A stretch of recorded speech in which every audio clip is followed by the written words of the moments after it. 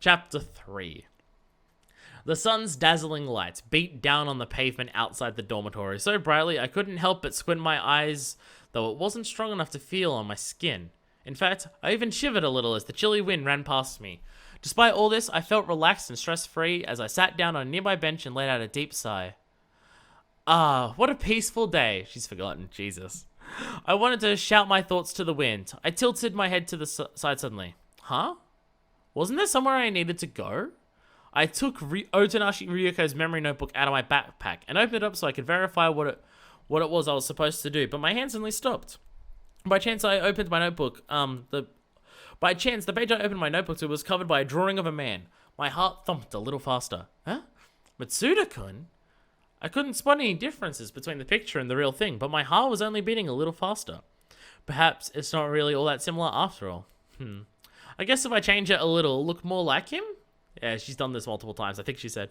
It wasn't that I couldn't remember Matsuda-kun's face, I just needed to use my heartbeat in the place of my memory. Maybe it's the eyes, or perhaps the mouth. I thought to myself as I drew. After some time, my heart was almost pounding like it would in front of the real thing. Yup, that's probably more similar. I patiently examined it as I gazed at it. Matsuda-kun. Matsuda-kun.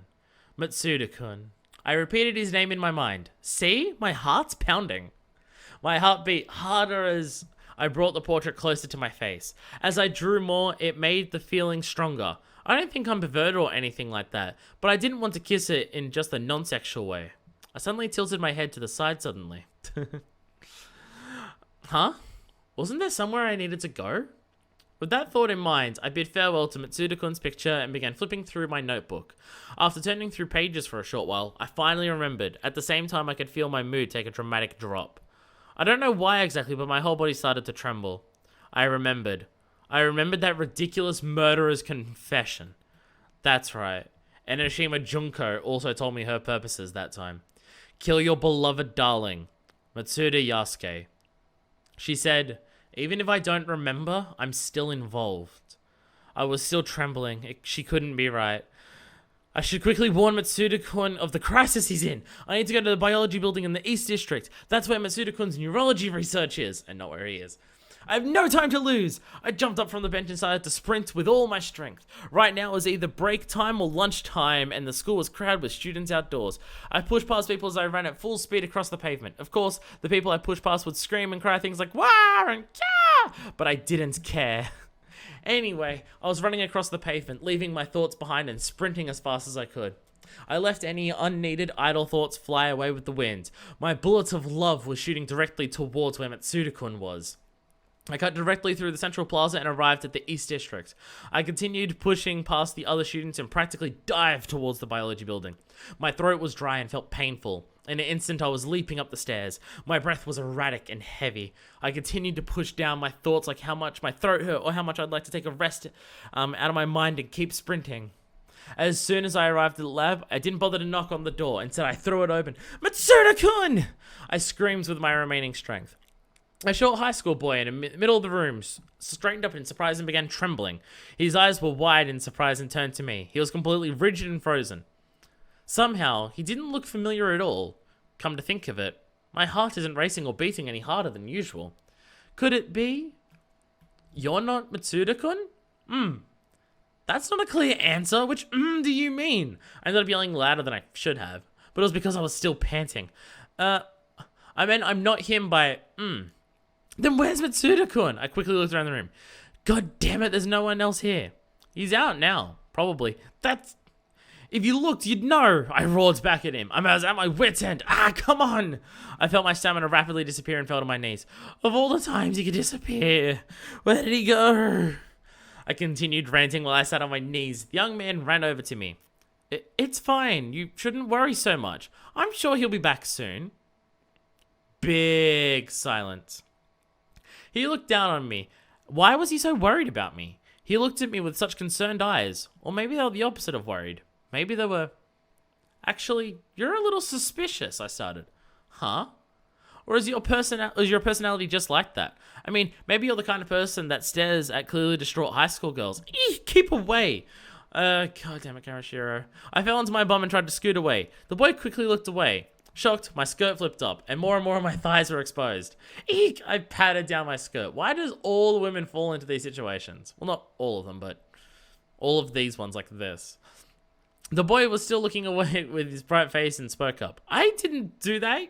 You seemed worried, so all I did was talk to you.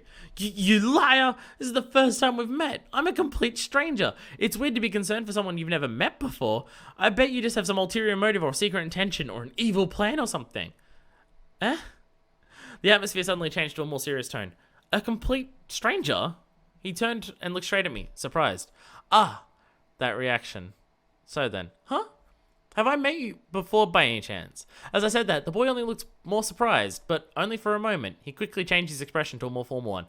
My name is Oh, okay, this is not what I was expecting.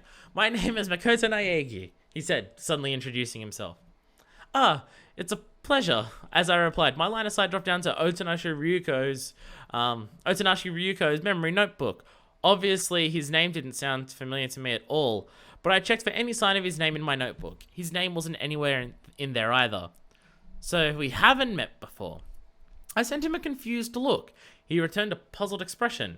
His reactions were just becoming more and more suspicious. No matter what he says, this guy's definitely a pervert. I held my notebook in one hand, stood up and questioned him further. So, why are you a student at this school?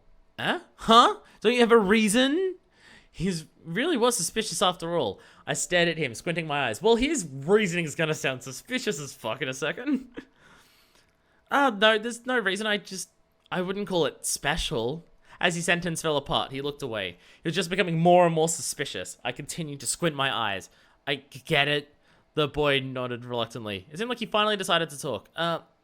Since I'm particularly lucky. Excuse me? So I'm super high school level good luck. Super high school level good luck. There seemed to be one underlying problem I was pretty anxious to learn about. So you're saying your talent is good luck? I don't really get it either, but that's what the school told me. Every year, one person is chosen from a nationwide lottery of ordinary high school students. The student is entered into the school under the title of Super High School Level Good Luck. So, by chance, it turns out I was the winner. Somehow. That's kind of a jip. Yeah, it really is, isn't it? Nagi Kun seemed just as troubled over it as I was. Anyway, his innocence was becoming more and more apparent. However, I still had no reason to believe him. It's much easier to just accept it as it was, though I'm not sure what you'd call a loose woman. Wait, what? Why? Okay. So what is Mr. Super High School Level Good Luck doing in this lab? Tell me, are you an acquaintance of Mitsuda-kun? No lies! Well... Nagi-kun pulled out something from his uniform pocket. It was something that appeared to be a thin smartphone. Matsuda Yasuke-san dropped this. It's always a hassle when someone loses something, so I thought I'd give it back to him, but... What is that? I've never seen it before. I'm sure this isn't your first time seeing it. Look, it's an electronic student handbook. Oh, so these are a thing before Monokuma made them a big thing. Okay. Nagi-kun explained that this electronic student handbook was only given out to students from the main school. It's a high-tech piece of equipment with a variety of uses, as well as just acting as a student's ID. If a student doesn't present it, they lose access to some facilities. I found this by a bush in the courtyard. It's an inconvenience to lose it, so I thought I should come here so I could pass it back to him as quickly as possible. But he doesn't seem to be here. What? So then, does that mean Nagi-kun is... It's no good. I can't do it. What? I can't say sorry to you for saying you're suspicious. You're only pretending to be a nice guy. I'm not suspicious. He quickly shook his head. I'm not pretending to be nice or anything either. I just came here to give back Masuda-san's lost item. That's really all there is to it. Really? Really? Well then, I suppose whether or not there's any more to this, I'll just have to believe him for now. Fine. I see. You believe me now? Nagi-kun breathed a sigh of relief as he laid a hand on his chest. I turned to the boy. I pointed my index finger towards him. With the momentum, it made a stiffening sound effect like the one you read in manga. What you said was pretty misleading. You should have said from the very start you weren't suspicious. Huh? Sorry? I don't know why he was saying sorry suddenly, but he had an apologetic expression on his face. But, you know, I guess that makes you unlucky. I mean, coming all the way here to return a lost item only to find he wasn't here? I should be saying unlucky considering you're Mr. Super High School Level Good Luck himself. Big blank page. Oh, okay. Okay. That was a really, really big blank page. No, I'm used to this bad luck now, Nagi Kun said, letting another bitter expression appear on his face. Claiming to be super high school level good luck, then saying he's used to his bad luck. Somehow it seems like he has a really unreliable talent. What a strange guy. He's strange. I don't think I could find a word that suited him more than that. That's it. He's just a strange boy. He's such an ordinary guy. He's strange. That is the description that he has until the end of Danganronpa 1.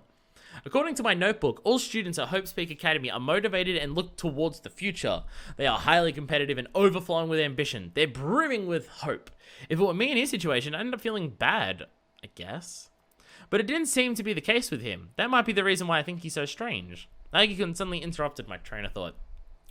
But if that's true, Without realizing, I asked him to repeat himself. If what's true? It's nothing, it's not important. He replied hurriedly. He seemed like he was just talking to himself earlier. That's suspicious. If it's not important, then you can tell me. What do you mean by if that's true? I ended up responding with an uncharacteristically strong tone of voice. Somehow this guy's entire nature and attitude makes him strange. Hey, tell me already. If it's not important, then you should tell me. I'm right, aren't I? Hurry up and reply. Okay. You should only reply with okay once. I'm not your teacher. I only said it once, didn't I? Huh? Really? I've already forgotten. And it says okay there, but I figured that was just, I think it was like, okay, kind of thing, but okay. Whatever, just hurry up and tell me. If you don't tell me already, I'll end up forgetting what it is you're telling me.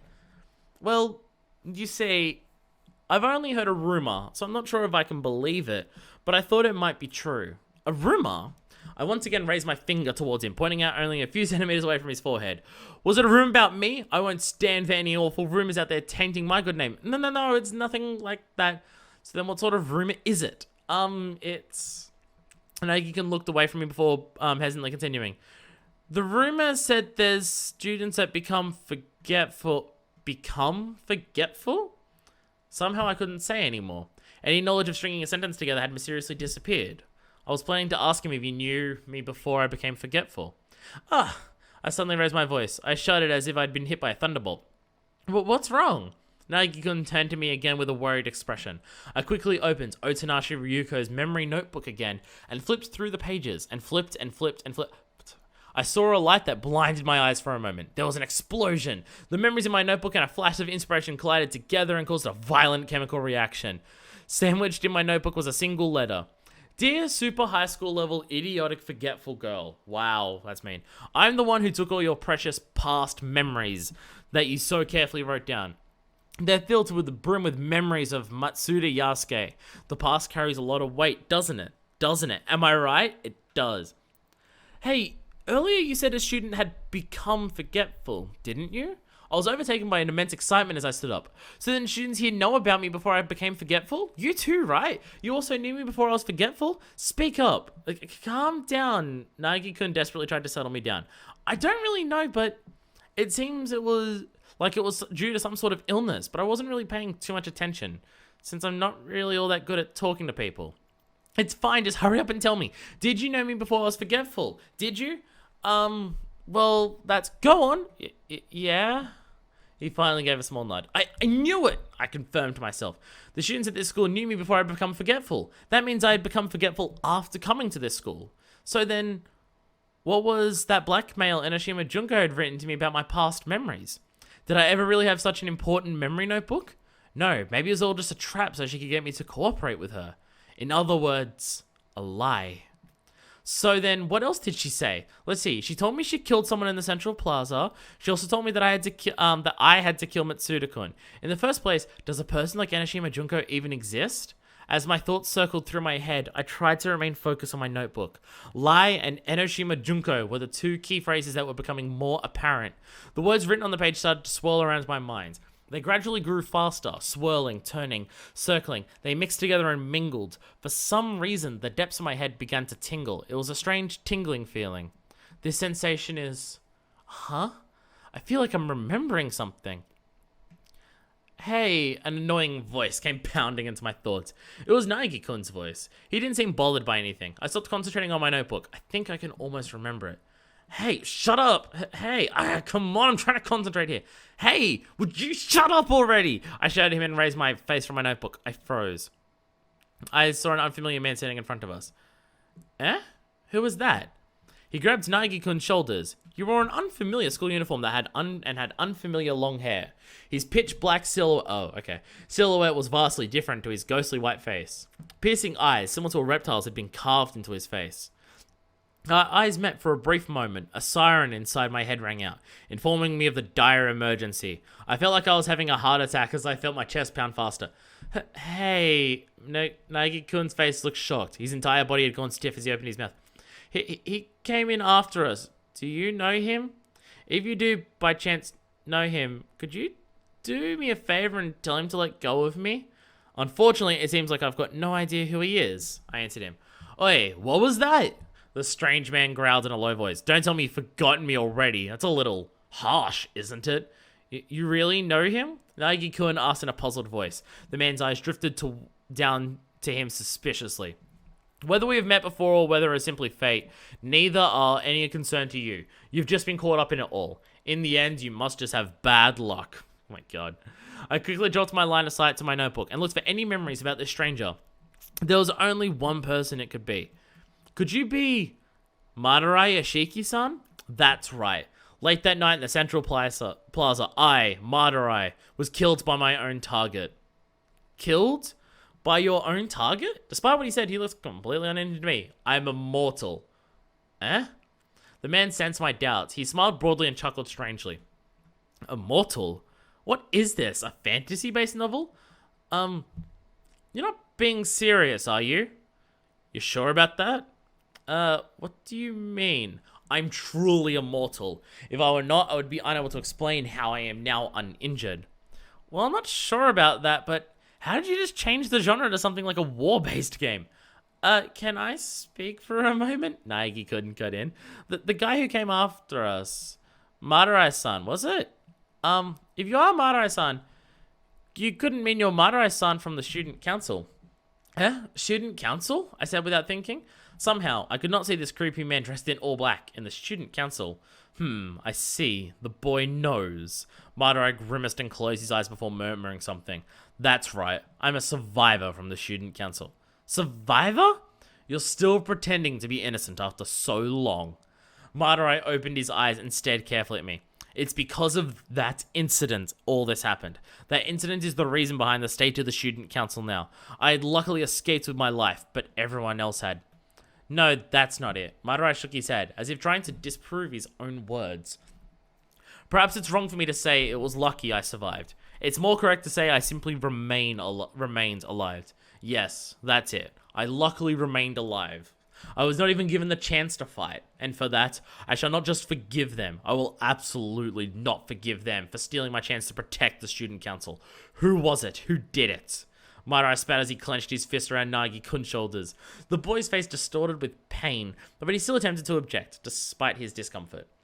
Excuse me, I don't really know the details, but I understand you feel angry about what happened to the student council. I understand that you hate the person who did this, but I think it might just be good to instead consider rebuilding the student council before anything else. Rebuild it? Me? Madarai scoffed. Nah. In the first place, why do you even think someone like me belongs in the student council? I was only elected so the other members would be able to relax. After all, I'm the only super high school level bodyguard. I did what I could for the student council. In the past, now, and forever. I am just a protector. That's all. I heard Madarai grind his teeth. His voice was filled with bitter hatred. During that time of emergency, I was not fit to help them. I wasn't even a target during the incident. Perhaps the criminal did not consider me to be a member of the student council. I didn't mean to make that go so high.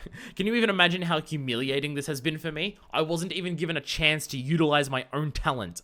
The feeling I had from having my own talent trampled on was... Oh, you bastards better be imagining what it felt like so you can relate. Madarai gripped Nagi Kun's shoulders even more tightly. The pain the young man felt only increased, and he yelled out, Now I can only protect the remaining dignity of the student council. It will not end until I've atoned for the student council. I must confront it. That's why I must exact revenge. I am no longer able to slack off. I am willing to do anything. The man's eyes were stained red, not focusing on anything anymore. In any case, the man seems completely settled on the idea of pushing his point. I don't know anything about what happened. I ended up trying to excuse myself for whatever actions I did. I felt an overwhelming fear come over me as I desperately tried to make an excuse to run away. I don't have anything to do with the student council or know anything about any incidents that happened or anything dangerous of that sort at all. I'm just an innocent bystander. As if. Madurai disagreed. He sounded like he was making a death threat to his worst enemy. We talked about it earlier. You know all about that incident. I really don't know anything about it. If you think I'm lying, then please look at this notebook. I opened Otonashi Rico's memory notebook and waved it in front of Madarai. I haven't written anything here about it. This is my proof. I don't know anything about it and I have nothing to do with it. Would you cut the crap already? A voice overflowing with fury pierced through my notebook to me. That notebook of yours doesn't prove anything. Why are you hiding the truth? Are you the criminal's apprentice? Can't talk about it? Or maybe you're really... I said it has nothing to do with me. I suddenly screamed at him. I instantly regretted doing so. So I only added fuel to the fire. I thought he'd be really angry at me, but it seems like my prediction was way off the mark. In fact, his face was surprisingly blank. Aren't you super analytical stuff, everything? Super silence once again. His emotions had flatlined. He didn't even blink. Any concept of time around the man had come to a complete stop. Nagi Kun sensed Madarai's malice and looked behind him timidly. Come to think of it, I haven't heard this boy's name yet, have I? He remained expressionless, only moving his mouth. I'm Nagi Makoto. Hearing that, Madurai laughed softly and learned to speak down in my Nagi Kun's ear. Say, Nagi Kun, were you listening to what I was saying before?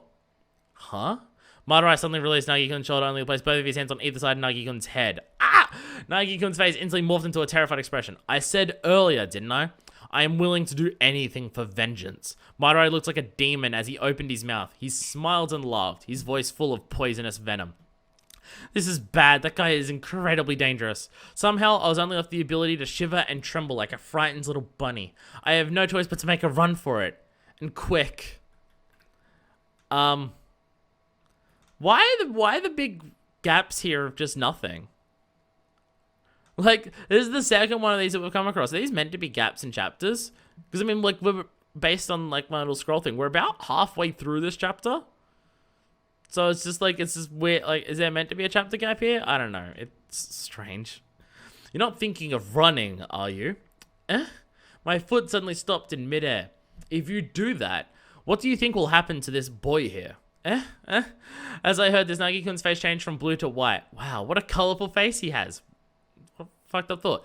This is the last warning you get, so watch yourself. If you don't obey me, this guy's head will be tragically crushed in an unfortunate accident. You're just bad, Madurai. You want to kill everyone. What the fuck? What the... I can only feel confused. Both of them looked at me. Say something. Madurai's stare intimidated me, like he was about to do something reckless. Help me, Nagi Kun's eyes pleaded to me. Intimidating eyes and pleading eyes. Both were entirely focused on me and... What a bother. It was a bother to go to the hassle of doing either. There's nothing I'd really be able to do or wanted to do, I guess. That's why, for me, this was something that had nothing to do with me. That's right, it has nothing to do with me. Sure, I happened to be swept along with the current, but that's all. I wasn't involved with the creation of the situation at all. I don't even know anything about what happened. That's why it has... Nothing to do with me, nothing to do with me, nothing to do with me, nothing to do with me, nothing to do with me, nothing to do with me. I mumbled quietly, reminding the people in front of me as well as just myself. I was mumbling my magical enchantment. Huh? Huh? Having heard that, both Madurai and Nagi Kun looked at me with vacant expressions. What do you mean by it has nothing to do with you? A confused Madurai raised his voice. There's no way you're not involved. After all, it's your fault this boy here has been caught up in all of this. No, that's your fault, Madurai. You're wrong. I found myself replying flatly. I'm not the reason as to why he became involved with this whole thing. He got himself involved. It's not my fault he has god-awful luck. In the end, I really have nothing to do with this. Hey, wait! As Nagi Kun tried to interrupt me, I raised my voice to continue my argument. It's a shame, but it's obvious Nagi Kun has no luck at all, I said in the calmest tone I could muster. He just has an insane power to take and give life because of his complete lack of luck. So I think you have no choice but to give up. Anyway, no matter what the case is, I've already forgotten. After all, I forget everything sooner or later, with the exception of Matsuda-kun.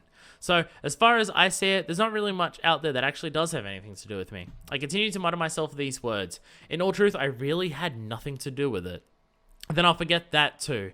My brief meeting with Nagi Kun, the information he knew, I'll forget that as well. There's no reason for me to feel bad about him, so that's why I always say this has nothing to do with me.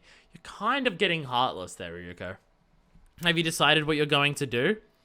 I don't know. I keep telling you this has nothing to do with me, I answered blankly. Is that so?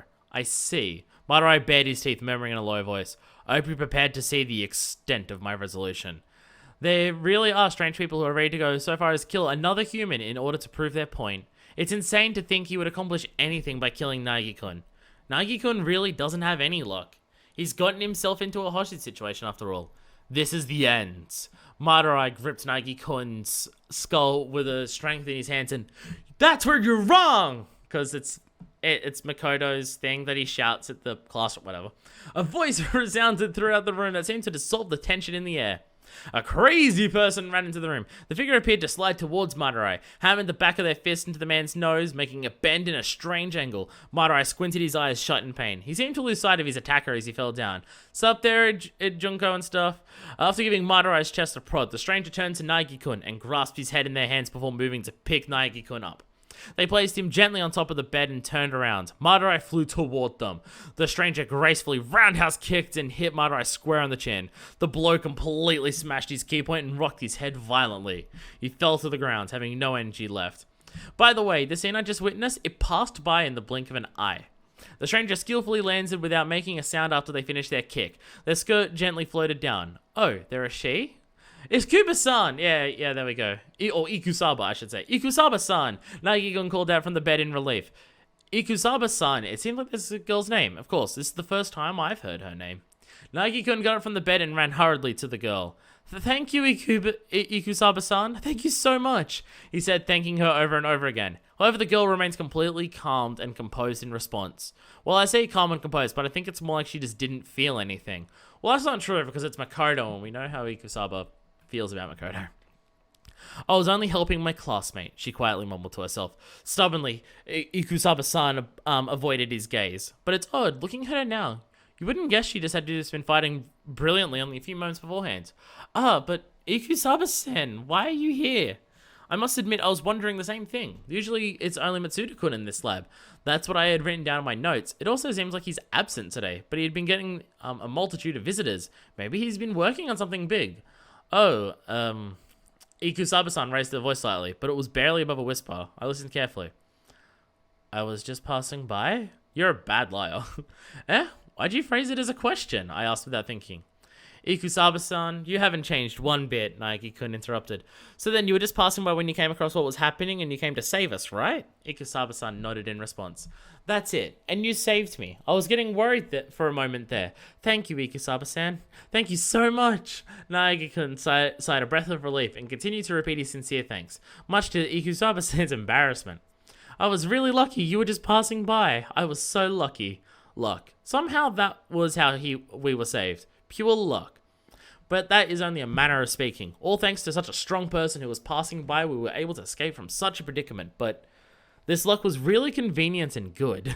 On the other hand, Madarai's actions were inconvenient, to say the least. So this is super high school level good luck. But if it is luck, I can't help but feel that it was also because of that we were caught up in all of this. Excuse me. I suddenly realized Ikusaba-san was standing right in front of me. I leapt back without thinking. Now that I think about it, did I really not notice her? Did she teleport? Big silence. For some reason, Ikusaba remained silent. Big silence. I waited for her to show any signs of opening her mouth to speak, but I ended up giving in and raising my own voice. Nice to meet you. Thank you very much for earlier. Nagi couldn't raise his voice in surprise. He walked to us, invading our line of sight as he blinked in surprise. But what was so surprising? I'm Ikusaba Mukuro. I tilted my head to the side slightly in response. Ikusaba-san raised her voice a little more. I'm super high school level soldier from the 78th batch. Nice to meet you. Without even blinking, she moved her mouth as little as possible as she introduced herself. The moment she finished, she returned to utter silence. Big silence. Speaking honestly, it seemed like she was a quiet girl by nature. Then again, she is a super high school level soldier. She probably acts like this around everyone. Perhaps every soldier is like this? However, I haven't met any members of the military before, so I have no way of knowing. I just don't know. Big silence! I was in silence with her. Big silence! Even Nagi Kun was silent, but he was puzzled as before. Big silence! Madurai, still foaming at the mouth, was, of course, silent too. Everyone was silent. An awkward silence. But the awkwardness didn't last long. After some time, I forgot about the awkward silence. Instead, another thought wandered into my mind. Now that I think about it, Mitsuda-kun isn't here. That's right, the only thing I can ever remember is Mitsuda-kun. I wonder if Mitsuda-kun is on an errand. I want to see him soon. I hope he comes back quickly. My thoughts continued as I stared into space and... The girl crouched down suddenly. I think her name was Ikusaba-san. What's wrong? The surprised boy, Nagi Kun, I think, asked, the girl replying in a warning tone. Someone's there. The atmosphere of the lab became much more tense. Hiding? Sorry for interrupting. I wasn't trying to hide, but you shouldn't spread rumors around about people. A voice rose and everyone instinctively looked around the lab. Huh? But no matter how hard we looked, okay, now you're showing up. I'm guessing. No, I'm here. Look, over here. Where? Feeling somewhat panicked, I continued looking around the room relentlessly. Over there, Nagi-kun pointed out. Ikusaba-san walked toward the library door. I noticed a little later than the others. In front of the door stood a boy with a pure, innocent face. Oh, you finally noticed me. The boy's face lacked any distinctive features. His voice had also lacked complete lack of any unique tones. It took you a little while, but you noticed me in the end. Well, it's my talent's fault, so it can't be helped. I'll forgive you. Well, why is there a kid here? Nagi-kun suddenly said, taken aback by the boy. Hey, you shouldn't treat me like I'm a kid. I don't think it's rare to see someone with a baby face, but I'm a meritorious high school student at Hope's Peak Academy. I went to the trouble of using a difficult word like meritorious. Oh, what's all this then? The boys' line of sight fell to where Madarai was. Oh my. Looks like you've gotten yourselves into quite the mess. You're wrong about that. Nagi-kun quickly ran between the boy and Madarai, trying to obstruct his view. How to put it might look like a slight accident, but... The boy patted his head on Nagi-kun's shoulder. Don't fret. There's no need to make excuses around me. I'm actually also investigating this case. Isn't that right, big sis? Despite having the reins of his great story handed over to me, I didn't remember anything about it at all. I wasn't able to muster any more than, I guess so? And tilted my head to the side. Huh? Don't tell me. You've forgotten about me again. He folded his arms and nodded happily. Well, I'm used to people forgetting who I am, so it's fine. It's just another side effect of my talent. Look, I said I have no presence, didn't I? People don't notice me very often, and they say they forget about me a lot. But you know, big sis. The boy started rubbing his hand and raised his voice again. I have a request that this time when I say my name, you remember it. I am Kamishiro Yuto. I am super high school level spy from the 77th batch. Well, wait a second, I protested as the boy came closer to me. I opened up Otonashi Rico's memory notebook and tried to quickly find any memories mentioning the boy. I got it. Kamishiro-kun. I remember you. Kamishiro-kun with absolutely no unique features whatsoever. I wouldn't say none, murmured Ikusaba-san with a neutral expression. He looks like a doll made by someone with the creativeness of a politician. He gives off bad vibes. I didn't think she was the type to say things so bluntly. Well, say things at all, I guess. Kamishiro-kun glared at Ikusaba-san for a moment before returning his stare to me, and then said in a very over-the-top voice, Well, then... Really awful, you're so forgetful, big sis. When you first told me I thought you were joking, I almost laughed. But wait, this isn't something you should confess in front of a person, having heard him. Nagi-kun quickly interjected, but Kamishiro-kun paid him no mind. I don't need to be careful. I always thought being careful was for losers. But I don't think you have any experience with that, do you, big bro? You see, I understand completely. Kamishiro-kun slipped past Nagi-kun and stood in front of me and made sure we were face to face before saying any more. You really are amazingly forgetful. Saying such ditzy things don't really fit you, but I like it. Actually, there are a lot of girls out there who have ditzy personalities now that I think about it. In fact, my equipment... Fuck you. We all blinked in surprise. The cover was, of course, the blunt, explicit adult joke. Like, it's just lame, and it's just like, oh, I get bonus because girls are dumb. It's just like, it's lame. Fuck you. God, I cannot wait till he dies. Does that make me a bad person? I don't care. Well, in any case, she's my client, so I'm genuinely ready to see nothing happen to her. But in the end, Kamishiro-kun turned his line of sight back to Madurai. No matter how much I think about it, I can't decide if this is a bad situation or not. I thought it really was. You know, they say my personality is warm and friendly enough to melt all the ice cream in a convenience store. Though I suppose something like that is more of a pet peeve to some. I honestly can't make sense of this last bit. I think maybe it was overkill. Nagi Kun once again began to apologize about the situation. How to put it, perhaps it's better to say it was self-defense. Oh, skipping too far. That's not what I meant. Kamishiro-kun said, hitting him lightly. He slowly walked over to Madarai's body and mumbled to himself. Honestly, talk about a worst-case scenario. Well, it won't solve anything now, but when he wakes up, will you resort to violence again? What will you do? You can't just leave him here now, can you? Well, if we all go to the security department and explain, we can't do that, big bro, he said at Nagi Kun, analyzing him. You do know I came all the way here just so I could have an important talk to Big Sis, my client. You understand. It's an important talk, got it? What I'm trying to say is we're too busy. But Nagi Kun was completely overpowered by Kamishiro-kun's icy cold stare. Unexpectedly, a voice sounded throughout the room. I'll do something about it. Everyone turned to look at Ikusaba-san. The girl quickly lowered her gaze to the ground and repeated itself. I'll do something about it. And you can do it by yourself? Kamishiro-kun asked, drawing closer to her. The girl nodded.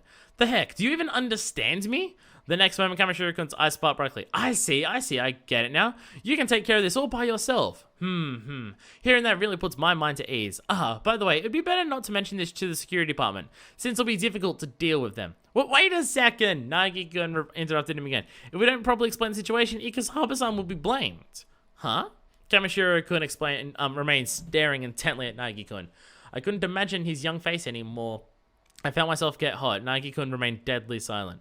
You still don't get me, even though I've said a million times already? Big Sis and I are busy. We have no time to help you clear this up. You side characters can go ahead and do it without our permission. In the first place, since you are the guys who resort to such a violent situation, it makes you the bad guys. If it were me, I would have done a much better job. No one believes you. He continued to prattle on about his self-importance. Nagi could find any words to spoil with, but somehow you lost his... You know what I'm trying to say? Probably not, but... Well, actually, yeah, because it's on the screen. Ikusaba-san murmured a little. It's okay. I'll do something about it. So, Ikusaba-san, it's fine. With a short silence, Ikusaba-san managed to silence the worrying Nagi Kun. Kamishiro-kun and I turned to one another and he muttered, it might be good to head off now. Well then, it's decided. Kamishiro-kun had an innocent smile on his face and he clapped his hands happily. Leave the job to the Big Sis over there. Idiotic Big Sis and I are going to go somewhere else. Oh, God, I cannot wait till you die. It's just, everything about you is just, I don't like you as a person. Kamishiro-kun grabbed my hand with a quick, yay, let's go. He started acting like a child, dragging his poor parents to the toy store. But wait a minute, it's fine. You want to go back to your peaceful old life, don't you, Big Sis? So you should just quieten down and come with me. Kamishiro-kun continued dragging me along behind him until we reached the door of the lab. I looked back hopelessly. The ever-expressionless Ikusaba-san and Nagi-kun looking worried again stood up. Nagi-kun took a single step. He had a look of determination. He quickly became startled, however. Ikusaba-san had laid her hand on his shoulder. He looked back to her. She warned him and nodded softly, seeing that Nagi-kun seemed to give in, relaxing his shoulders. He turned to look at me once more. The two figures disappeared in the distance. Now then, let's move on and do our best. The moment we entered the hallway, Kamishiro-kun excitedly cheered, let's solve your problem. So, is this the idea of just like, Ikusaba is just going, don't worry, I'll kill Madurai so we don't have to worry about it. And Nagi's just like, don't kill people. And Ikusaba's like, no, it's fine, don't worry. Like, is that what's happening here? Is Nagi aware that Ikusaba's plan is to just kill? Because that sounds like, Wait for me, I called out as I hurriedly ran after him, but my mind was drifting elsewhere. I was thinking about Nagi-kun looking at me for that last moment. His eyes sent me a burning feeling of unease. The individual named Naegi Makoto gave me a sense of unreliability and had a weak demeanor. But in the depths of his eyes at that moment, there was an incredible strength from his very core that shook all my previous preconceptions of who this person was. He looked at me with a dazzling aura. Whether there was a problem, whether he had an unbeatable enemy, he always had the strength so strong he could never give up. Such an unforeseeable person looked straight at me with those eyes. I don't understand how I can feel this way around such a strange, mysterious force. However, I doubt I'll ever need to know. After all, he has nothing to do with me. But that's not just the reason I'm using because it suits me. I just feel as though he basically has nothing to do with me. For example, if we were in alternate dimensions, surely Nagi-kun's story and my own will never cross paths again. In conclusion, we have nothing to do with each other. I felt like that for some reason. Probably super wrong because it's freaking Makoto, but hey. So I'll forget that boy with a reason. That was what I had concluded as I walked down the biology building hallway. In fact, in just a matter of minutes, I had completely forgotten his existence. Wow, okay, Makoto appears for a couple seconds and then just disappears and fucks off forever. Cool, okay. And there's chapter 4 with Red Eyes, Black Dragon. Is it Black Dragon? Yeah, Red Eyes, Black Dragon, Blue Eyes, White Dragon. That is not a reference. That is worth the thought that it took to remember that reference. So, Makoto has showed up. I'm curious if there's a purpose for Makoto showing up other than, hey, look, Makoto's around. So, we've learned that the person who's the president of the student council knows something about Junko. Matsuda is just going, it would be better if you weren't conscious and remembered Junko. And that's worrying. And he keeps talking about how he's falling down in that situation. So it's just like, oh, there's that worry of what Matsuda's going to do next in that situation. And Ryuko is never going to get to the point where she can go up to Matsuda and actually do anything, because she keeps getting distracted and involved in other situations, and then keeps forgetting that she's meant to go see Matsuda. This has happened a couple times where it says, I gotta do something important, go somewhere. What was it doing? Oh yeah, Matsuda. Flips the notebook. Fuck! And hey, Mukuro walking around as Mukuro.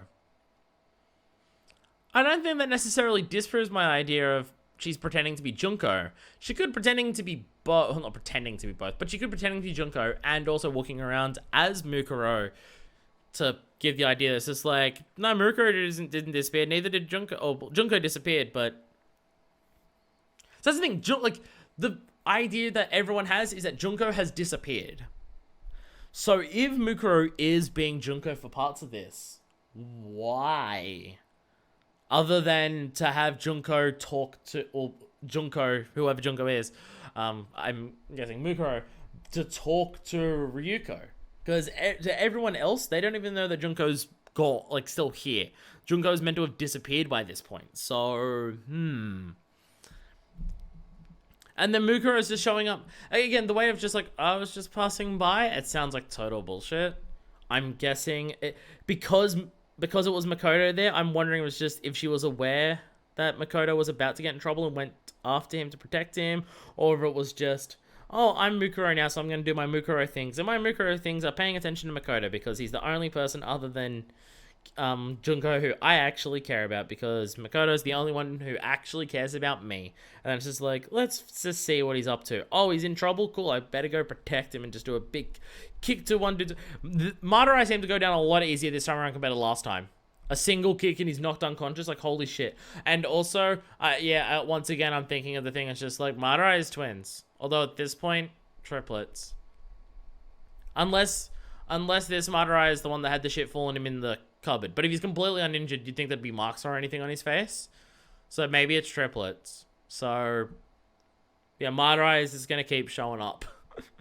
Well, we know our Madarai is dead at this point, because he had his neck snapped. So whether there's just the other one that recovered from that, or whether there's a third one that's there now, or whatever the fuck is happening with that, then yeah. But once again, Kamishiro shows up, and he prattles on, and doesn't really move the plot forward much. Like, Kamashiro's there and talks a lot and exasperates all the other characters, and the plot doesn't really move while he's doing that. It's, again, another time where we've had that situation occur. It's strange. Either way, on the next episode, we've got big old chapter 4. Well, not actually that big old chapter 4. It seems actually fairly short of a chapter for what we've got here, based on the side thing. So, yeah. So, until then, this is version 2, signing out.